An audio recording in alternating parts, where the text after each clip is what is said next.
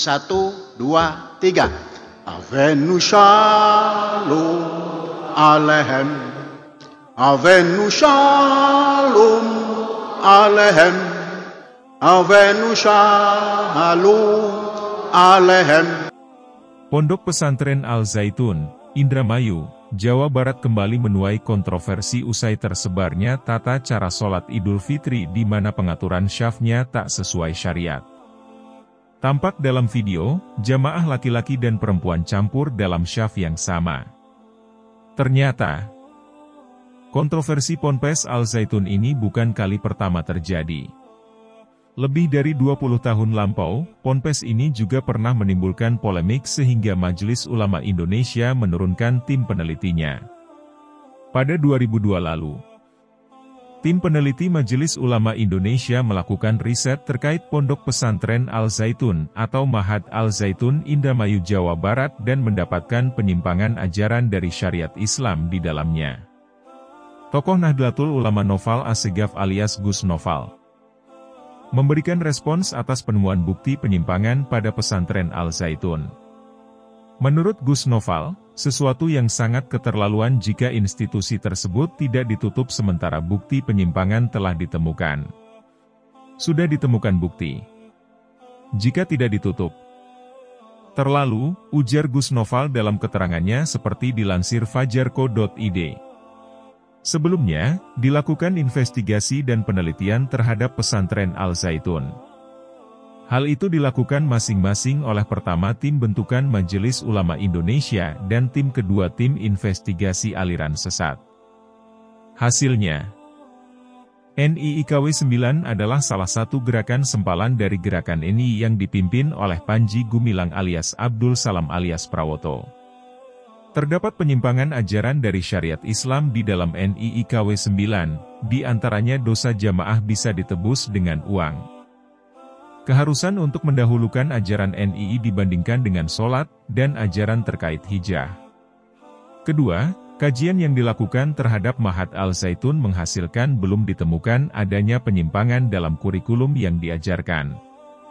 Kendati demikian, tim peneliti mendapatkan laporan bahwa terdapat hidden kurikulum. Selain itu, informasi lain yang didapat adalah adanya perbedaan antara santri orang dalam dan santri orang luar. Dalam artian ini, ada santri yang direkrut dari NIIKW 9 atau para tokohnya langsung. Ada juga santri yang direkrut secara umum dan terbuka.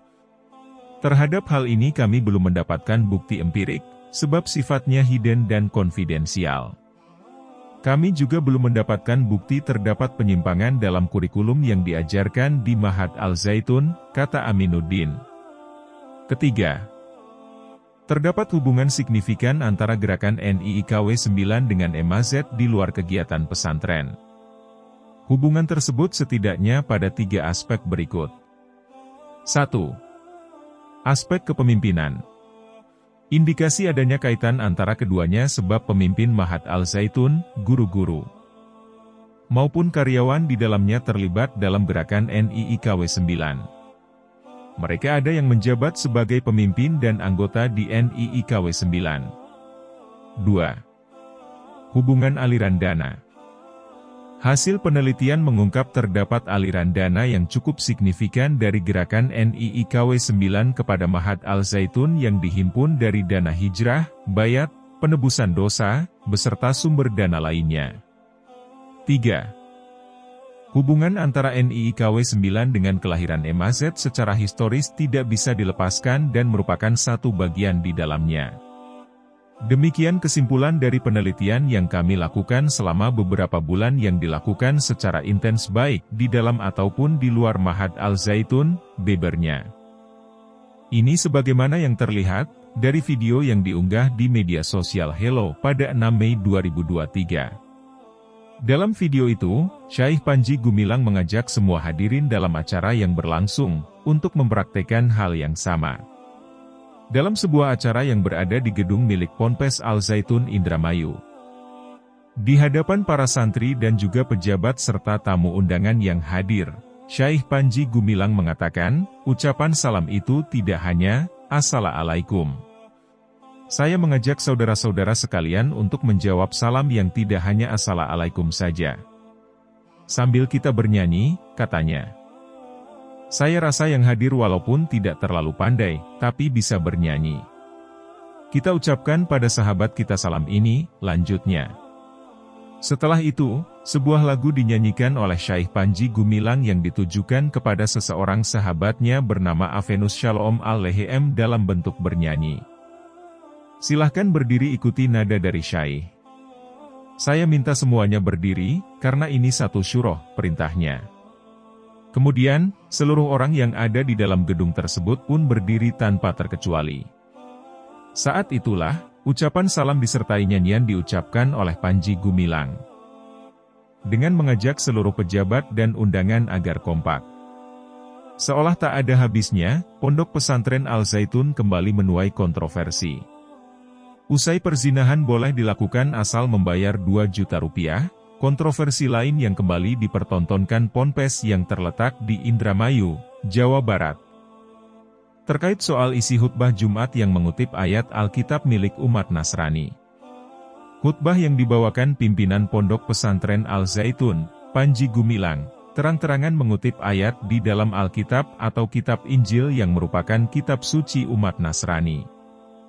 Dalam video yang diunggah YouTube channel ENN Indonesia, memperlihatkan bagaimana pimpinan Ponpes Al-Zaitun membahas soal Perjanjian Lama dan Perjanjian Baru yang dan histori keturunan Nabi diungkapkan dalam khutbahnya. Jika bicara nasab Nabi yang ada di sejarah umat manusia, kita tidak bisa melupakan kitab Perjanjian Lama maupun Baru, kata Panji Gumilang dikutip dari kanal YouTube ENN Indonesia, pada Selasa, 8 Juni 2023. Tak hanya mengungkapkan kutipan Alkitab soal Perjanjian Lama dan Baru. Ayat lain pun dikutip Panji Gumilang dalam khutbah tersebut pun menyoal tentang sejarah Palestina dan Israel. Saudara, dari sejarah kitab Perjanjian Lama pasal 11 ayat 26. Seorang yang besar bernama Tera keturunan daripada Nuh melahirkan seorang putra termasuk Ibrahim. Lalu kita umat Islam menyebutnya dengan Nabi Ibrahim AS atau Khalilur Rahman atau Khalilullah, ucapnya. Di antaranya, kontroversi saat Idul Fitri beberapa waktu lalu, yang mencampurkan jamaah salat perempuan dan laki-laki dalam satu saf. Tak hanya itu, barisan dalam salat yang seharusnya rapat dan tak boleh ada celah, justru berjarak dengan kursi sebagai pembatas. Kontroversi lain adalah soal adzan yang tidak lazim hingga ingin membangun gereja di lingkungan Pondok Pesantren Al-Zaitun, Indramayu, Jawa Barat. Nah, sampai di sini perjumpaan kita kali ini. Terima kasih telah menonton, semoga Anda menginspirasi. Sampai jumpa di video selanjutnya.